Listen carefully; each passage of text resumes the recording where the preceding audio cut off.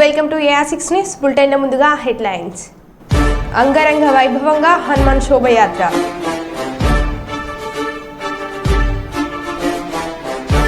సుల్తాన్బాద్లో గోశాల shed నిర్మాణానికై భూమి పూజ.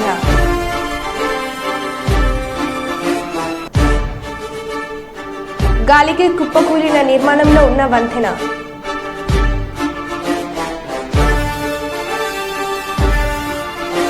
ఎన్నికల ప్రచారంలో స్పీడ్ పెంచిన టీడీపీ అభ్యర్థి Bastipati Nagaraju.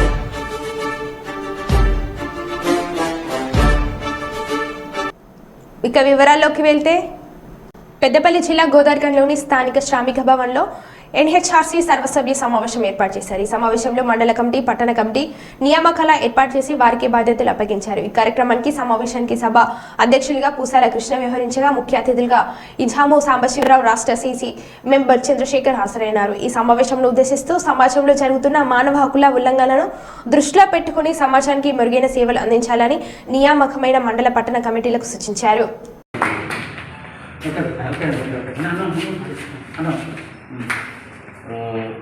T. Srinivas, Kamarpur Mandala President.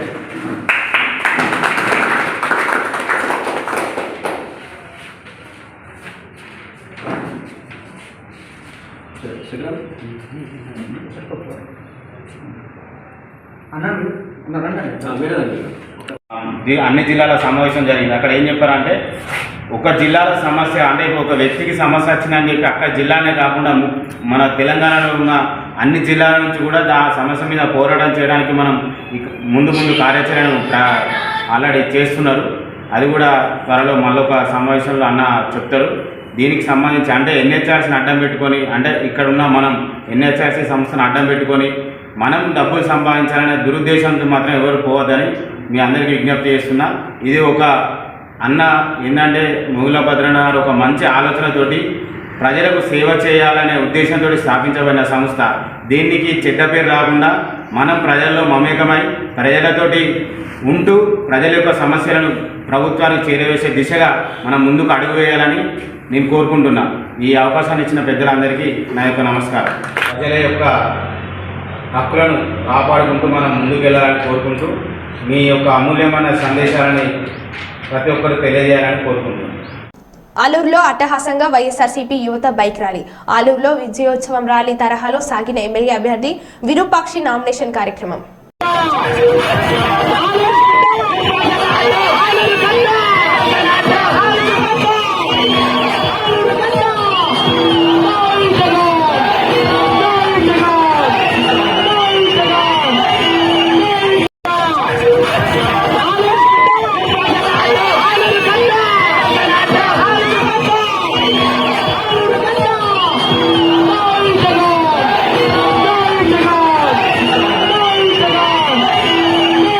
Mahabubabad జిల్లా మరోసారి బయటపడ్డ BRS వర్గపోరు. ఎంపీ కవిత నామినేషన్ దాఖలు అనంతరం ఏర్పాటు చేసిన ముఖ్య కార్యకర్తల సమావేశం నిర్వహించారు. మాజీ ఎమ్మెల్యే శంకర్ నాయక్ మాట్లాడుతుండగా ఎమ్మెల్సీ రవీందర్రావు వర్గీయులు తల్లిపాలు తాగి రొమ్ము గుద్దింది, ఎవరు తీయడం జరిగింది, శంకర్ నాయక్ నుండి మైక్ తీసుకుని అదుపు చేసిన కవిత. సమావేశంలో నెలకొన్న ఘర్షణ వాతావరణం. ఎమ్మెల్యే శంకర్ నాయక్ ఎమ్మెల్సీ వర్గీయులకు సీరియస్ వార్నింగ్. కొట్టుకుందామంటే కొట్టుకుందాం అనే ఎమ్మెల్సీ మాజీ ఎమ్మెల్యే సవాల్. పార్టీలో ఉండి అదే పార్టీకి మోసం చేయొద్దు హితావు పలకడం జరిగింది. ఖచ్చితంగా గెలిచే సీట్లలో మహబూబాబాద్ ఉంది. ఈ వేదికను ఉద్దేశించి అందరు ఇద్దరు మాట్లాడాలి. 2 నిమిషాలే. తెలంగాణ ఈరోజు మన ప్రియతమ ఎంపీ గారు కవిత గారు నామినేషన్ వేయడం జరిగింది. వారికి మీ అందరి తరఫున హృదయపూర్వక కంగ్రాచులేషన్ తెలియజేస్తూ వేదిక పైన ఉన్న అతిరథ మహారాజులకి ఇంతకుముందు ఎమ్మెల్సీ గారు చెప్పినట్టు వాతావరణం బాగుంది. దయచేసి గతంలో చేసిన పొరపాట్లు మళ్ళీ తప్పులు చేయకుండా మన వ్యక్తిని మనం గెలిపించుకుంటే బాగుంటుంది. పార్టీ బాగుంటేనే మనం అందరం బాగుంటాం. కాంగ్రెస్ వాళ్ళు చేసిన తప్పులు ప్రజల్లో ఇప్పటికే అన్నం పెట్టే రైతులు ఎదురు చూస్తున్నారు. మేము గతంలో తప్పు చేయడం పెడుతున్నా. వాతావరణం చాలా చక్కగా ఉంది, బాగుంది. ఇంకా రాబోయే ఈ 10-15 రోజులలో ఇంకా దారుణమైన పరిస్థితి ఉంటుంది. కాబట్టి రైతులు కావచ్చు, SC, ST, BC, మైనార్టీ సబండ జాతులు చాలా పొరపాటు చేశాం. ఈ పొరపాటు చేయకూడదు. ఎప్పుడు 13వ తారీఖు మే 13వ తారీఖు మేము బీఆర్ఎస్ కారు గుర్తు ఓటేద్దామని చెప్పి ఎదురు చూస్తున్నారు. ఇది సత్యం. కాబట్టి దయచేసి ఏదైతే ఎమ్మెల్యే ఎలక్షన్లో కొంతమంది కావాలని పార్టీ శ్రేణులే అటు ఇటు చేశారో చేయకండి, దయచేసి చేయకండి. తల్లి పాలు తాగి రొమ్ము గుద్దవద్దు. అందరం కలిసికట్టుగా ఉందాం, ముందుకు సాగుదాం. అందరం ప్రతి జై తెలంగాణ. కేసీఆర్ గారి నాయకత్వం, కేసీఆర్ గారి నాయకత్వం. కాదు, ఇక్కడ మాట్లాడతా అంటే ఇది అయితే కొట్లాడదామంటే కొట్లాడదాం, నో ప్రాబ్లం. ఇక్కడ ఎవరు చేత కాకుండా లేరు. నేను వాతావరణం బాగుంది, అందరు కలిసి కట్టుగా పోవాలి, వాళ్ళు గెలిపించాలి మన క్యాండిడేట్ అన్నావు తప్పనే చెప్పండి మీరు అందరూ. ఇవన్నీ కాదు, నేను ఒకటే రిక్వెస్ట్ చేస్తున్నా. ముఖ్యంగా నేను వేదిక పైన ఉన్న వాళ్ళకి ఓపిక లేకుంటే, సహనం లేకుంటే చాలా దెబ్బతింటాం.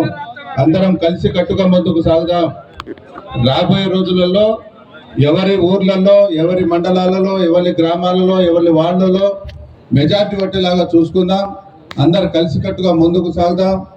దయచేసి మనము 17 ఎంపీ సీట్లలో దాదాపు 10-12 గెలిస్తే తప్పకుండా కేంద్రం దిగి వస్తుంది, మనకు ముఖం తిరిగి వస్తుంది. ఇప్పటికే మన కార్యకర్తల మీద లేని పని వాళ్ళే చేసేసి కేసులు సృష్టిస్తున్నారు, కేసులు పెడుతున్నారు. కాబట్టి అలా మీరు ఎవరికి భయపడని అవసరం లేదు. మేమందరం ఉన్నాం, వేదిక పైన ఉన్న వాళ్ళు అవన్నీ చెప్పవలసిన బాధ్యత మన పైన ఉంది. ఇవాళ ఈ నామినేషన్ చెప్పకుండా చేయకుండానే కొంత వేల మంది వచ్చారు. 1వ తారీఖు నాడు మన ప్రియతమ నాయకులు, బడుగు బలహీన వర్గాల ఆశాజ్యోతి, మనసున్న మహారాజు, జైన హృదయ నేత, బంగారు తెలంగాణ అభివృద్ధి ప్రదాత గౌరవశ్రీ కల్వకుంట్ల చంద్రశేఖరరావు గారు రోడ్ షో రాబోతున్నారు. మనమందరం వచ్చిన వాళ్ళమందరం మనం ఏందో ఎన్నికలకు సమయం దగ్గర పడుతుండటంతో కర్నూలు పార్లమెంట్లో సైకిల్ దూసుకుపోతుంది. ప్రచారాల్లో తెలుగుదేశం పార్టీ అభ్యర్థి బస్తిపాటి నాగరాజ్ స్పీడ్ పెంచారు. వైసీపీ ప్రభుత్వ వైఫల్యాలను ప్రజల దృష్టికి తీసుకువెళ్తూ పార్లమెంట్ పరిధిలోని 7 అసెంబ్లీ సెగ్మెంట్లలో ఆ పార్టీ అభ్యర్థులతో కలిసి ఎలక్షన్ క్యాంపెయిన్ను జోరుగా సాగిస్తున్నారు. ప్రధానంగా టీడీపీ మేనిఫెస్టోలోని సూపర్ 6 పథకాలతో పాటు తాను గెలిస్తే జిల్లాకు చేసే అభివృద్ధి కార్యక్రమాల గురించి వివరిస్తూ నాగరాజ్ ముందుకు సాగుతున్నారు. ఇక ప్రచారాల్లో భాగంగా నాగరాజు అధికారంలోకి వస్తే తెలుగుదేశం పార్టీనే గట్టిగా చెబుతూ కార్యకర్తలు జోష్ నింపుతున్నారు. ఎందుకంటే నేను చాలా చిన్న వయసు వాడిని, రైతు బిడ్డను. నాది కూడా ఏం ఉన్నతమైన ఫ్యామిలీ కాదు, నేను ఏదో ఇది కాదు, ఒక రైతు కుటుంబం నాది కూడా. వాస్తవంగా రైతు కుటుంబంలో ఉండి ఒక ఎంపీటీసీ స్థాయి నుంచి రాజకీయ రంగంలోకి అడుగుపెట్టిన తర్వాత ఒక ఎంపీ స్థానానికి ఇచ్చినటువంటి party Telugu Desam party. Telugu Desam party యొక్క గొప్పతనం ఎన్ని జన్మలు ఇచ్చినా కూడా ఆ రుణం తీర్చుకోలేను. ఎందుకంటే ఒక బీసీలను కాపాడుకునే పార్టీ ఏదైనా ఉందంటే ఒక తెలుగుదేశం పార్టీకే చెందుతుంది. ఎందుకంటే ఒక మాట చెప్పారు, ఈ రాష్ట్రంలో బడుగు బలహీన వర్గాల వాళ్ళు బీసీలు చాలా జనాభా ఉందని, 50% జనాభా కలిగి ఉన్నాం మనం. అందుకని ఈసారి 2024 ఎలక్షన్ మేనిఫెస్టోలో సోదరులారా బాగా గమనించండి, నాగార్జున యూనివర్సిటీ సాక్షిగా బీసీ డిక్లరేషన్ అని చెప్పేసి మన కోసం ప్రత్యేకంగా ఒక బీసీ డిక్లరేషన్ ప్రకటించారు చంద్రబాబు గారు తినేమి, పవన్ కళ్యాణ్ గారు తినేమి, మేధామదనం చేసి ఎక్కువ జనాభా కలిగినటువంటి ఈ బీసీలకు మనం ఏం చేయాలా అని చెప్పేసి ఒక ప్రత్యేక మేనిఫెస్టో పెట్టారు. మనకు కూడా రక్షణ చట్టం ఉండాలని చెప్పేసి బీసీ రక్షణ చట్టం తెచ్చినటువంటి ఘనత కూడా రేపు గెలిపించుకున్నామంటే ఖచ్చితంగా మనకు ఒక పెద్ద అస్త్రం అవుతుంది బీసీ రక్షణ చట్టం అనేది. అంతేకాక ఇక్కడ ఉన్నటువంటి లేడీస్ కూడా 4,000 రూపాయలు పెన్షన్ ఇస్తున్నారు. అది ఎందుకంటే మేనిఫెస్టోలో ఎక్కడ కనబడలేదు. 6 ప్యాక్ అని చెప్పేసి సూపర్ 6 లో ఉంది. 4,000 రూపాయలు, 200 నుంచి 2,000 రూపాయలు చేసే ఘనత చంద్రబాబు గారి, 2,000 నుంచి 4,000 చేస్తుంటుంది ఏకదాటిగా. కాబట్టి 4,000 రూపాయలు పెన్షన్, అది కూడా ఏమాత్రం డోకా లేదు, ప్రతి ఇంటికి వస్తుందని చెప్పేసి ఇది ఒకటి.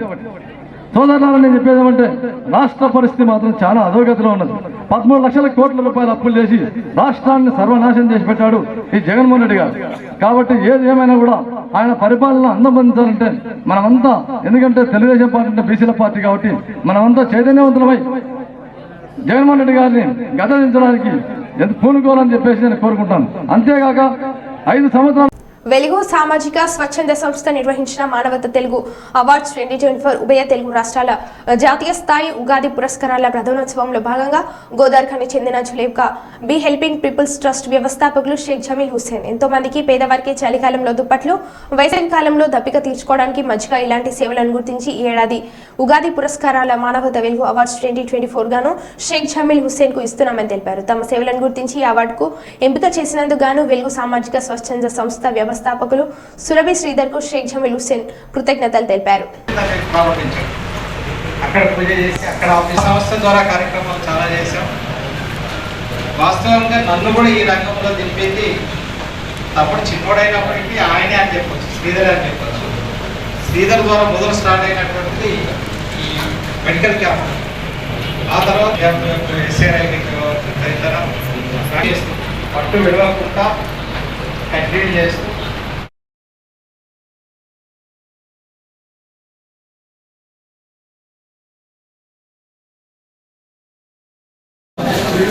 తనకు వెలుగు సామాజిక స్వచ్ఛంద సేవా సంస్థ కళా సేవా రత్న అవార్డుని అందజేస్తోంది.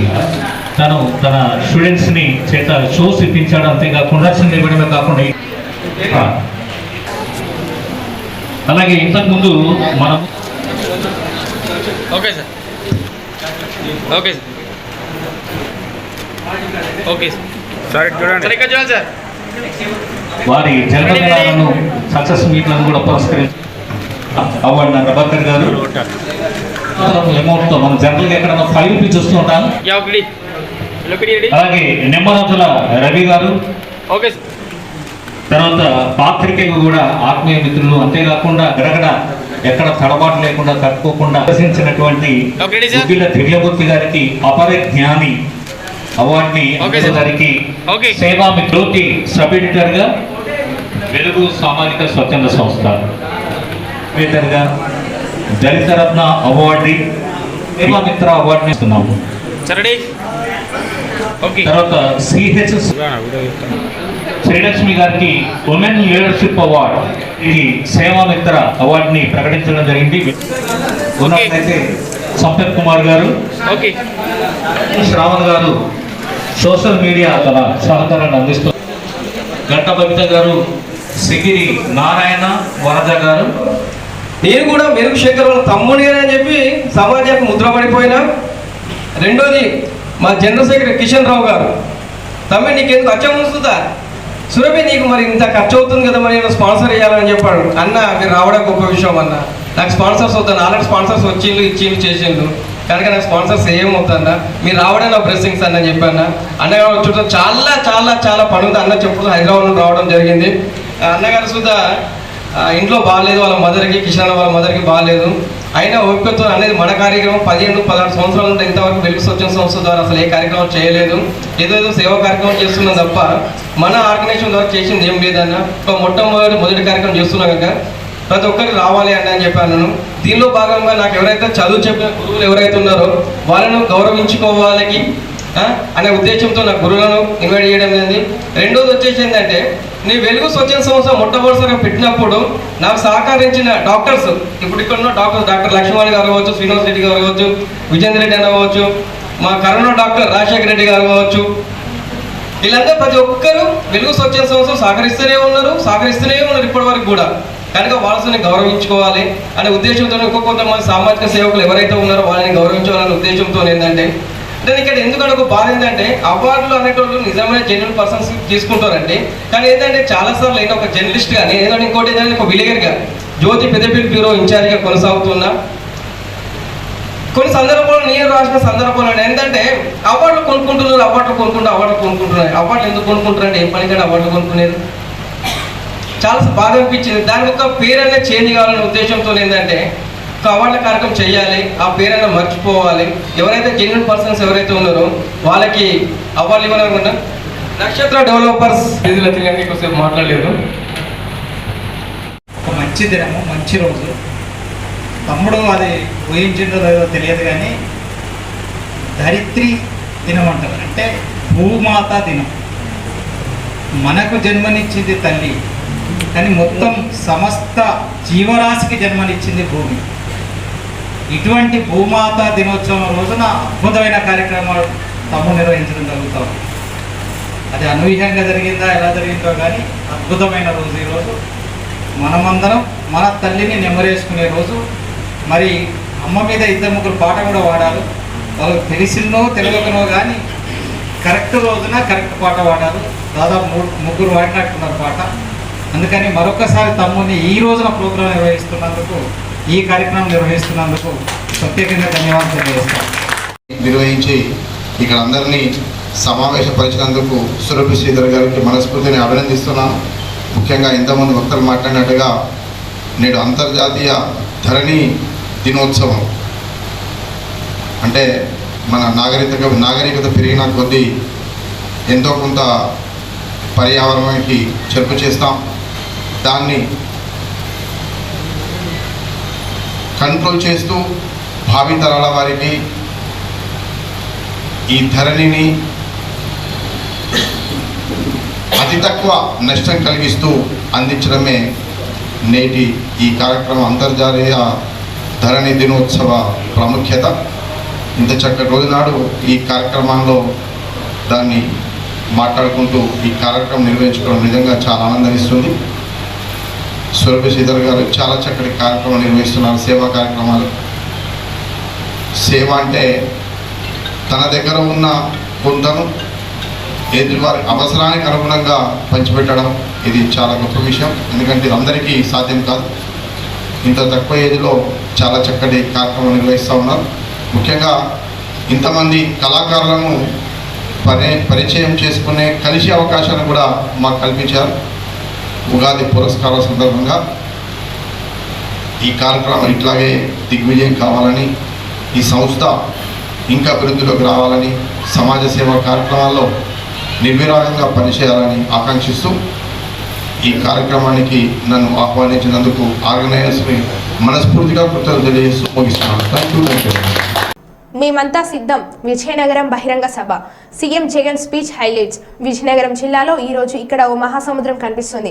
ఒక్కసారిగా లక్షల మంది తాండ్రా పాపారాయులు శత్రు సైన్యాన్ని ఓడించేందుకు సిద్ధమైతే ఆ యుద్ధం ఎలా ఉంటుందో రుచి చూపించడానికి నా ఉత్తరాంధ్ర సిద్ధమని అడుగులు వేస్తుంది. ఈ ఎన్నికలు కేవలం ఎంపీలను ఎమ్మెల్యేలను ఎన్నుకోవడానికి మాత్రమే కాదు. ఎన్నికలు తమ ఇంటింటి భవిష్యత్తును, తమకు అందుతున్న పథకాలను, ఇంటికి వచ్చే పౌర సేవలను, వాటి భవిష్యత్తును, పిల్లల భవిష్యత్తును రాబోయే 5 ఏళ్లు కాపాడుకోవడానికి జరిగే ఎన్నికలు. మన ప్రభుత్వాన్ని కాపాడుకోవాలని అవసరాన్ని గుర్తించిన ప్రజలు అడ్డు తగులుతున్న పెత్తందారుల మీద ఆ కౌరవ సైన్యం, ఆ నార సైన్యానికి బుద్ధి చెప్పడానికి సిద్ధం అని అడుగులు వేస్తున్న ఓ ప్రజా సైన్యం నా కళ్ళ ముందు కనిపిస్తుంది అని అన్నారు. అధికారం ఇస్తే 5 ఏళ్లు మోసం చరిత్ర ఉన్న 3 పార్టీల కూటమిని మనమంతా ఏమనాలి అని అడుగుతా ఉన్నాను.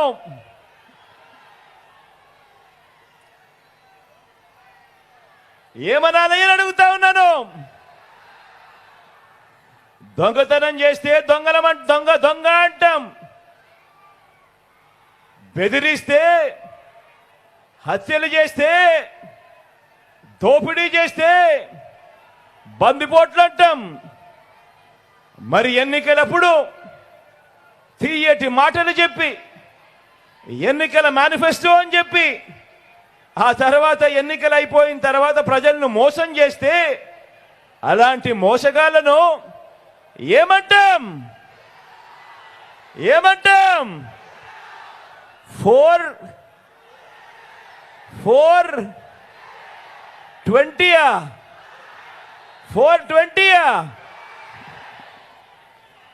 బాగా చెప్పారు. అలాంటి వాళ్ళను 420 అనే అంటారు.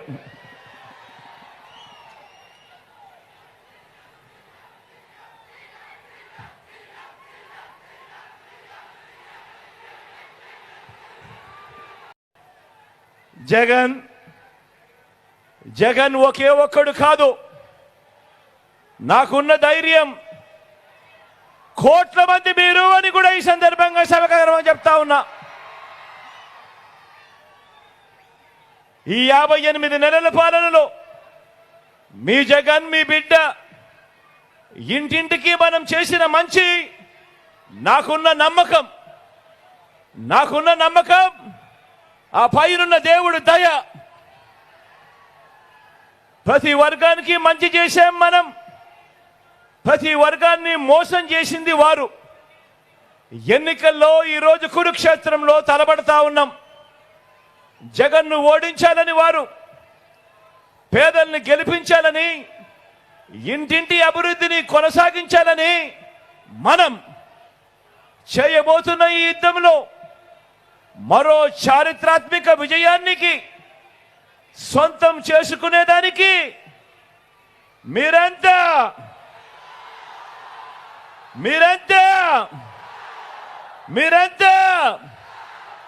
సిద్ధమేనా? సుల్తానాబాద్ పట్టణంలోని మార్కండేయ కాలనీ పెద్దగిరి వద్ద హనుమాన్ దేవాలయం వద్ద శ్రీ ధర్మశాస్త్ర గోశాల షెడ్ నిర్మాణానికి బుధవారం భూమి పూజ కార్యక్రమం నిర్వహించారు. ఈ సందర్భంగా ప్రవీణ్ కుమార్ భండారి సూర్య మాట్లాడుతూ అంతరించిపోతున్నటువంటి గోమాతలను రక్షించుకోవాల్సిన బాధ్యత ప్రతి ఒక్కరిపైన ఉందని, ప్రతి ఒక్కరూ షెడ్ నిర్మాణం కొరకే తమ వంతు సహాయ సహకారాలు వస్తు రూపేణ ధన రూపేణ అందించాలని విజ్ఞప్తి చేస్తున్నామన్నారు. అనంతరం ఆర్థిక సహాయం అందించిన వారిని శాల్వాతో సత్కరించారు.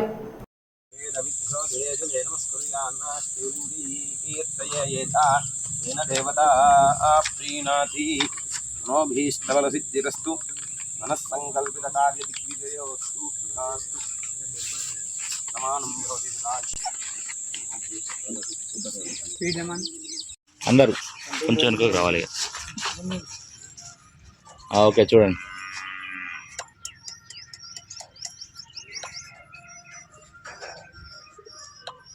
రైట్.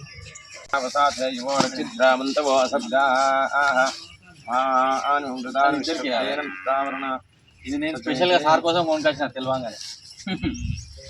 ఇటు పట్టుకొని చూడండి.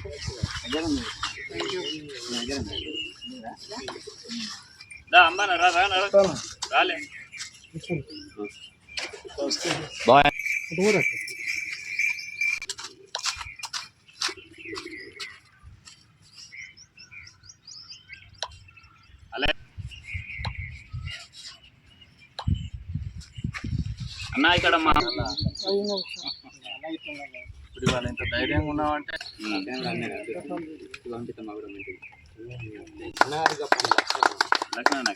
లక్షణ కప్పుకోడికి ఇటువంటి ఆయన శాస్త్రంగా దీనికి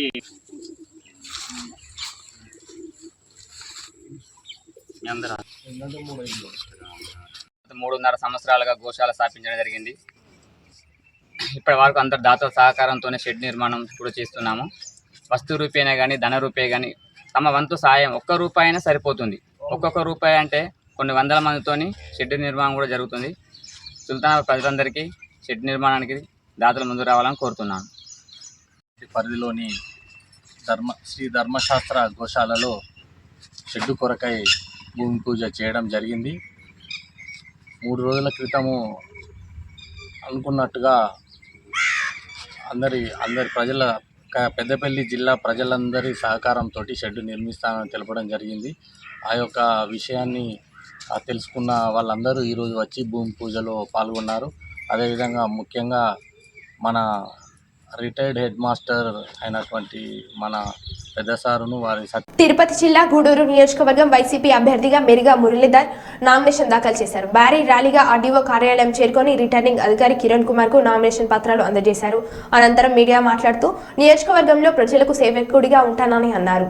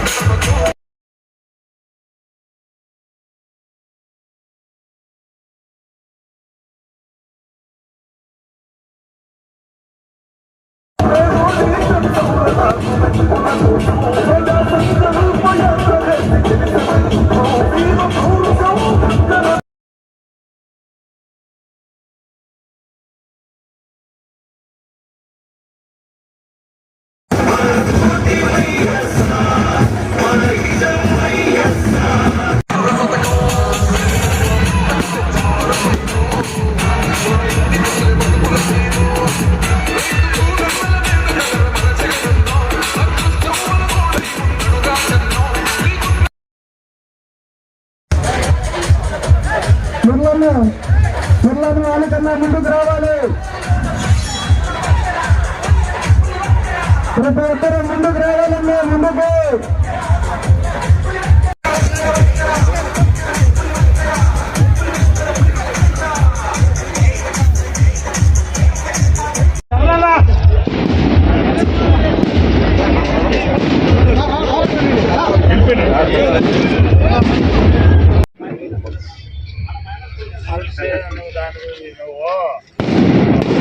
విజయవాడ అవతల సీట్ రాదు, విజయవాడ అవతల సీట్ చేశాడు మరి.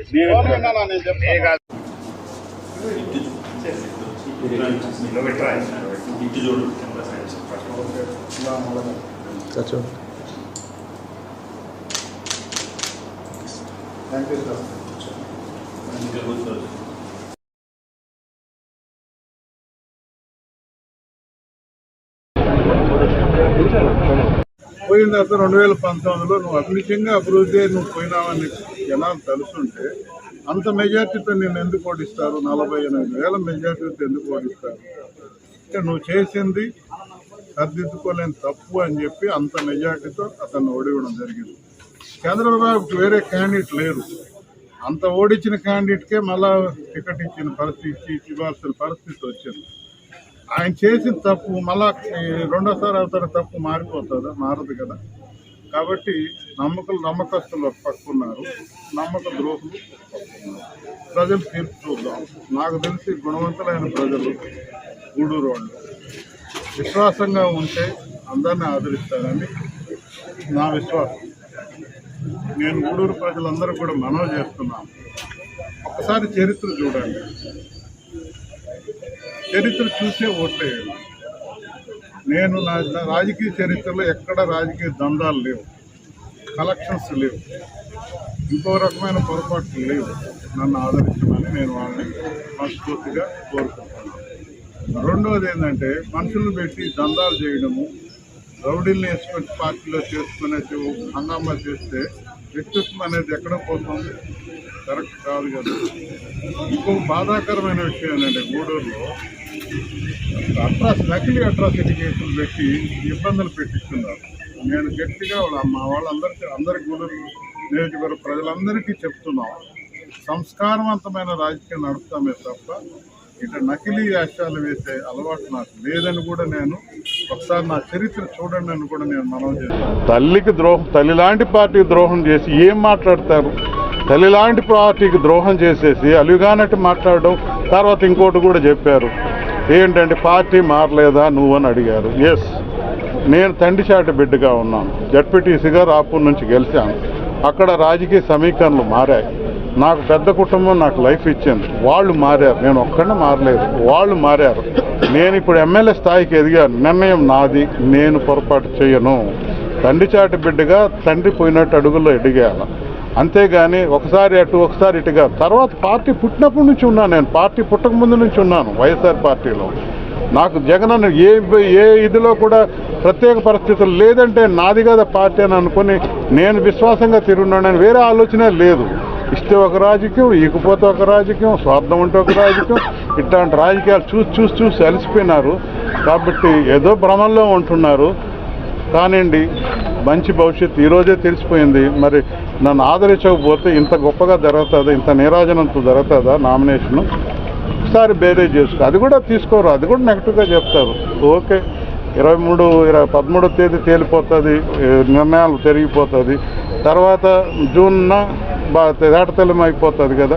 నేను మీ అందరికీ ఆత్మవిశ్వాసం చెప్తున్నాను, గర్వంతోనో లేకపోతే అతి విశ్వాసంతో కాదు. గూడూరులో 68,000 ఇల్లు తిరిగాను నేను.